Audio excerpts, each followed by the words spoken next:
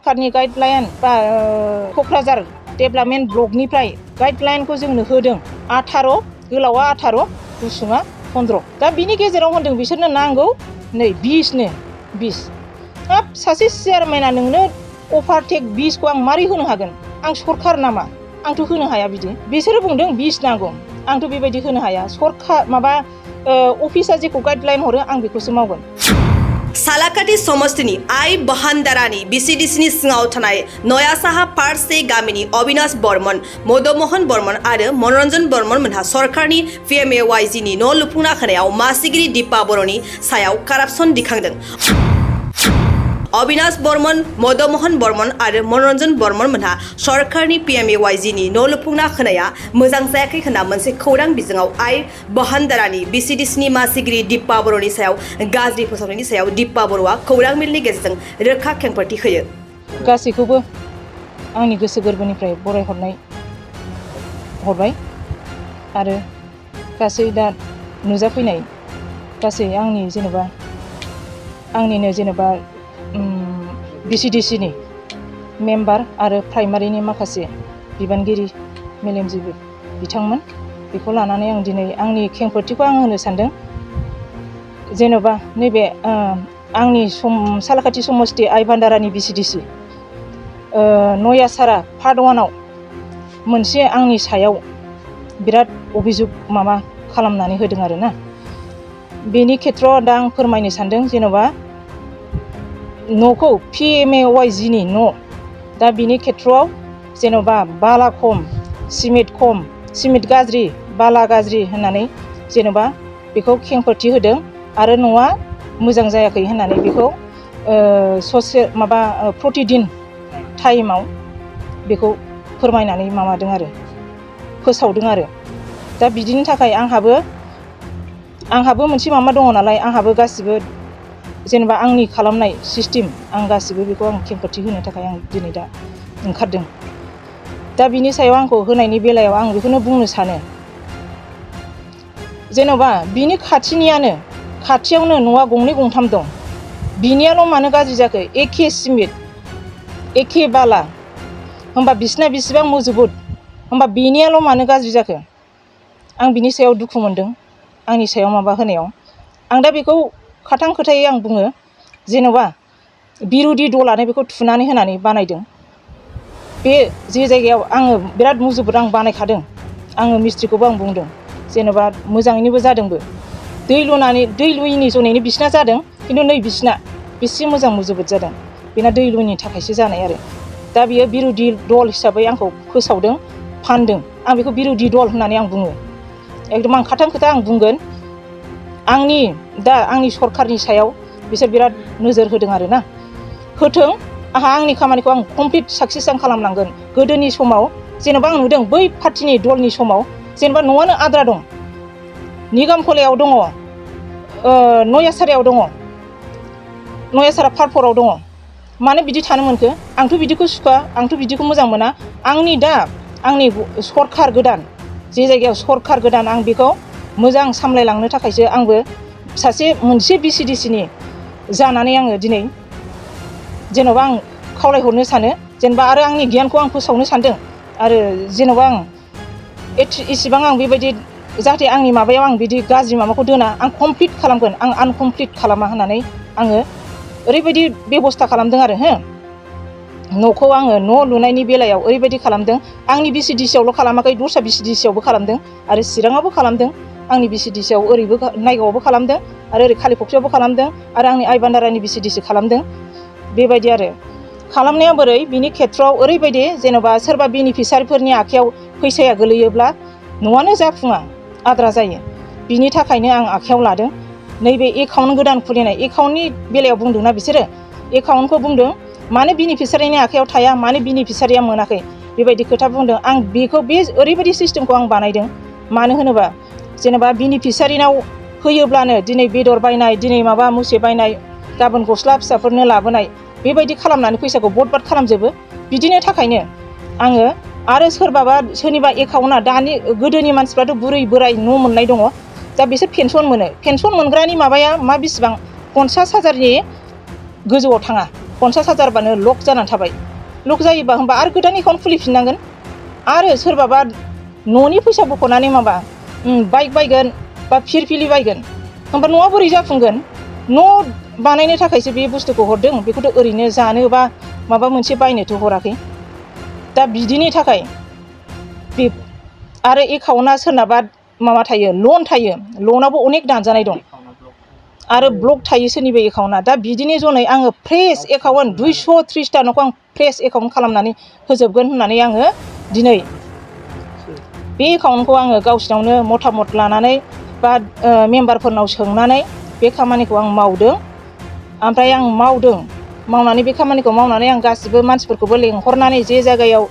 फैसा बख'नांगौ समावबो गावसोरखौ लेंहरनानै बुजायग्रोदों आङो बुजायग्रोनाया बोरै जेनेबा नोंसिना एकाउन्टआ जेनेबा नोंसिना सोरनाबा बेबायदिनो बुंबाय लन बायदिसिना थानायनि जुनैनो नोंसिनि एकाउन्टखौ फ्रेस खालामनानै होदों आरो सोरनाबा नामा मिलाया बिदिनि थाखायनो फ्रेस एकाउन्ट खुलिनानै होदों दा बेयावसो नोंसिनि फैसाया हाबगोन होननानै बुंबाय आरोना ओमफ्राय जे जायगायाव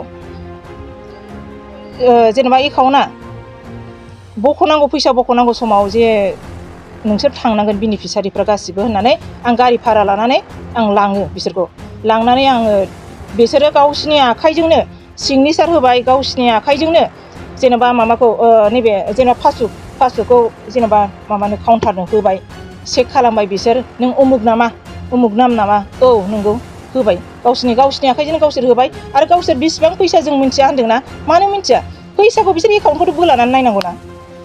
फैसायाथ' 32,500 गासिबो दंखायो बे खोथाखौबोथ' फोरमायखानाय गासिबो मिसा खोथाखौ मानो बुंखो बिसोरो जेनेबा मिसा खोथा गासिबो बेखौ राजनिथि जन्त्र दं आरोना बेयाव बिनि गेजेराव ओमफ्राय दा बिदि बुंनानै बिसोरो जेनेबा मानो जेनेबा दायथ'खौ आं लाबाय बेलाथे जेला जेनेबा बिसोरो जेनेबा एकाउन्टखौ चेक खालामबाय सहि होबाय माबाय बिसोरखौ नोंसोरखौ नांथ'ला थिनहरबाय जेनेबा आं दायथ' लाबाय नालाय फैसाखौथ' आं बख'नानै लाबोनानै आं खामानिखौ मावगोन आंथ' खामानिखौ आद्रा मावनो होननानै आंथ' माबा खालामाखै आङो एकदम मोजां मावगोन होननानै आङो साक्सेस खालामलांगोन होननानै आं बख'नानै लाबोनानै आरो आं दासो मावगोन आरोना आं स्टार्ट खालामदों मावहांगासिनो दासो स्टार्ट बिटि लेभेल जादों जेन'बा बिटि लेभेलावनो ओमफ्राय जुदि बेबायदि बुंजानांगौबा बेबायदि बुंनोथ' पावार गैथ'वामोन बिस्रा 3 मासजों लुखांनायनि खोथा दं आरोना 3 मासजोंथ' ओमफ्राय जायाबो जानो हागौ ओमफ्राय खोथि सम आरोना बियो सम 3 मासजों जानांगौ होननानै खोथा अफिसनि माबा रुल आरो बियो गाइडलाइन ओमफ्राय बियो आरो माखासे जेनेबा अफिसजों होबावदों आरोना गोलाव गुसुंनि जनैबो आरोना बे गोलाव गुसुङा बोरै जेनेबा सरकारनि गाइडलाइन बा क'क्राझार डेभेलपमेन्ट ब्लकनिफ्राय गाइडलाइनखौ जोंनो होदों 18 गोलावा 18 गुसुङा 15 दा बिनि गेजेराव होनदों बिसोरनो नांगौ नै 20 हाब सासे चेयारमेना नोंनो अभारटेक 20खौ आं मारै होनो हागोन आं सरखार नामा आंथ' होनो हाया बिदि बिसोरो बुंदों 20 नांगौ आंथ' बेबायदि होनो हाया सरखार माबा अफिसा जेखौ गाइडलाइन हरो आं बेखौसो मावगोन आं दा बेखौनो मावबाय थागोन मावलांगोन आं बेखौनो मावबाय थागोन मावलांगोनबो आरो गोबां बेनिफिसारि गैया 3 बा 4 बियोबो बिरोधि दल गुबुन पार्टि दा आंनि पार्टिखौ फाननो थाखाय बा आंखौ चेयारमेनखौ फाननो थाखायसो बिसोर खोथाखौ बेबायदि फाख्रायनानै बुंदों बे मिसा खोथा बे मालाबाबो जानो हाया बे नंखायजोब बिसोरनि बुंनाया गासिबो नंखायजोब आरो आंनि जोंनि इउपिपिएल पार्टिनि ब्लकनिफ्राय प्रेसिडेन्ट सेक्रेटारि आरो गुबुन गुबुन बिबानाव थानाय बिथांमोन फैदों सारमोन फैदों आरो जोंनि टिएलसिसि चेयारमेन अमरेश सार फैदों गासिबो नायदों प्राइमारिनि थांदों गासिबो नायजोबदों मोजाङैनो जादों बे मोनसेयाल' मानो बेबायदि गासिबोथ' अकेजोब बे मोनसेयाल' एसे जेन'बा दै होयिनि जुनैसो जानाय बे एसेयाबो ओरैनो जानाय नङा ओरैनो नायनानै नुखानाय नायनानै सिनायखायोना मालायना बिसिबां मोजां जेनेबा थाजिम एकदम मालायना दै होनानै ओमफ्राय बिनिया मा एकदम रानस्रावस्राव बेबायदि आरो सानसे बा साननै बा सानथामजों मालाबाबो राया एसेबाबोथ' सम नांगौ ना डाइरेक्टथ' बोरै बिदि सानथामजों रानाय जानो हानांगौ आरो बिसोर बानायखांनाय लोगो लोगो बेलासिफ्रावनो बे गथ'फ्रा ओरै सोमावफैदों खोमा आरोना मोनसे खुन्थिया नुदों जे पिकचार होदों जे बे सोमावनाय आरोना बेबायदि ओमफ्राय बेखौ जोंनि मानसिफ्रानो थांनानै बेयाव सुदों माबा बिसिबां गोलाव बिसिबां 18 नंगौना नङा 15 नंगौना नङा बेखौ सुदों गासिबो आरो गोजौआ हाइटआ 1.5 फुट नंगौना नङा बेखौ सुजोबदों थिगैनो सुदों मोनदों जेरै सरखारनि गाइडलाइन बेनो एकदम क्लियार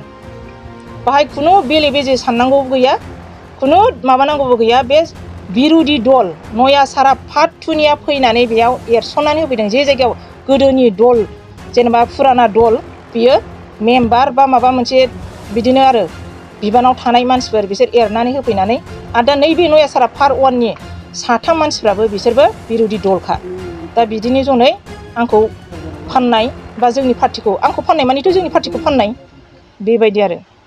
दा बेखौ आंथ' गोख्रों रावजों आं सोंखारिनो लुगैयो आरोना बेबायदिखौ जितु बातरि যোৱাকালি प्रतिदिन टाइमত দেখা পালোঁ এইটো সম্পূৰ্ণৰূপে একদম ভুৱা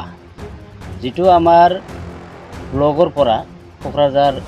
ব্লগৰ পৰা যিটো আমাৰ গাইডলাইন দিছে বা কি কয় নিৰ্দেশ দিছে এই হিচাপতে আমি কামটো কৰিছোঁ সিহঁতে কৈছে নিম্নমানৰ বস্তু দি ঘৰ নিৰ্মাণ কৰি আছে এইটো একদম মিছা কথা ইটা আমি সেকেন্ড ক্লাস যেটা ফেলাইছে চেয়ারম্যান বাইদেউ বালিও তো নদীর বালুয়ে হ'ব এটা তো এই গাৰাৰ বালু নহ'ব তাৰপিছত চিমেণ্টটো ভাল চিমেণ্টেই আছে ভুটান চিমেণ্ট এইটো নিজৰ ফালৰে কাম কৰে এইটো দি তো গতিকে এইবিলাক গাঁৱত আৰু কি বিশৃংখলা লগাইছে যে এইবিলাক ধৰি লওক আমাৰ অপজিশ্যন পাৰ্টিৰ মানুহ আছে আৰু যেটো মানে একাউণ্টৰ কথা কৈছে যে আমাৰ একাউণ্টত টাকা নহমাই চেয়াৰমেনে নতুনকৈ একাউণ্ট খুলিছে একাউণ্ট খোলাৰ কথাটো চেয়াৰমেন বাইদেউ স্পষ্টকৈ কৈ দিছে তেওঁলোকক মিটিং আকাৰে ইয়াতে আমাৰ চেয়াৰমেন বাইদেউৰ ঘৰতে যে কাৰবা একাউণ্টটো ব্লক থাকে আধাৰ কাৰ্ড পেন কাৰ্ড বেংকৰ পাছবুকৰ লগত মিল নাথাকে কাৰবা পেঞ্চন পায় 50,000ৰ ওপৰত লোড নলয় তাৰপিছত কোনোবাই বাইক কিনে পিলপিলি লয় সেইকাৰণে ঘৰটো আদৰ হৈ থাকে কোনোবাই যেমন এতিয়া আমাৰ 18 ফুট বাই 15 ফুট লম্বা ঘৰটো তাত তেওঁলোকে 24 ফুট বনাইলে এইটো ঘৰটো নিৰ্মাণ নহ'ব আদৰ হৈ থাকিব এইটো জবাব কি আদৰ হৈ থকা ঘৰটোৰ জবাব চেয়াৰমেন মেম্বাৰ বা বিডিঅ ছাৰে পিছত দিব লগা হয় অসুবিধা হয় তাৰ কাৰণে আমাৰ যেটো নিৰ্দেশ দিছে ব্লগৰ পৰা 18/15 বনাই দি আছে নিৰ্দেশ মৰ্মে তেওঁলোকে এইটো ভুৱা প্ৰচাৰ বাতৰি কৰিছে মই আৰু ইয়াত কি ক'ম মই ইয়াকে কৈ মই মোৰ নিশ্চয় এইটো দলৰে অপজিশ্যন দলৰে এইটো চক্ৰান্ত ক'ব পাৰি আমি বাইক চালকৰ বাবে সুখবৰ কোকৰাঝাৰৰ জিডি ৰোডৰ এক্সিছ বেংকৰ কাষত দাওহাৰু অটো এজেন্সিয়ে দিছে ভাল খবৰ দাওহাৰু অটো এজেন্সিত উপলব্ধ ধামাকা স্পেচিয়েল অফাৰ অতি কম খৰচত বাজাজৰ কেইবাটাও মডেলৰ বাইক ফাইনেন্সত লাভ কৰিব দাওহাৰু অটো এজেন্সিত বাইক লোৱাৰ সপোন পূৰণ কৰাৰ সুবৰ্ণ সুযোগ লাভ কৰিব দাওহাৰু অটো এজেন্সিত 11,500 পৰা 19,500 টকা ডাউন পেমেণ্ট দি বাজাজৰ পালচাৰ প্লেটিনাৰ লগতে অন্যান্য মডেলৰ বাইক সহ ফ্ৰী হেলমেট লাভ কৰি দাওহাৰু অটো এজেন্সিত কম মূল্যত বাজাজ ফাইনেন্স লিমিটেড নতুবা এক্সিছ বেংক লিমিটেডৰ অধীনত ফাইনেন্সৰ সুবিধা লাভ কৰিব কেৱল এটা ফটো পান কাৰ্ড আধাৰ কাৰ্ড ভোটাৰ আইডি আৰু বৈদ্যুতিক বিলেৰে সুবিধা লাভ কৰিব পাৰিব